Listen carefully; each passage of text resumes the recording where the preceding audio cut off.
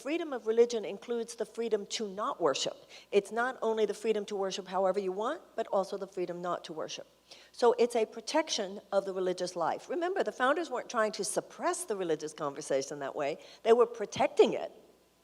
And then the other half of it, equally important, is that no minister or priest or rabbi or imam or ayatollah or anything like that is going to open up the doors at the U.S. Capitol, walk down to the podium, and tear up a law and say, you can't pass that law. Here, you have to pass another one. That happens in countries like Iran, for instance, where the Ayatollah, the religious leader, has the ultimate say politically.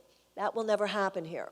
So the separation of church and state means our government will not be interfered with by religious authorities, and those of us who worship or not worship will not be interfered with in that decision by governmental authorities. It's important that we understand that. And it's also important to understand what the Johnson Amendment was that has to do with what churches can or cannot do on the pulpit. If Reverend Doug were to say specifically, we endorse this candidate, he would be risking the tax-exempt status.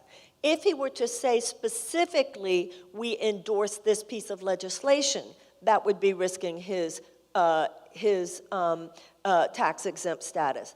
But that's it. It does not mean you can't let it rip about what you believe. It does not mean you can't let it rip about what your heart has to say.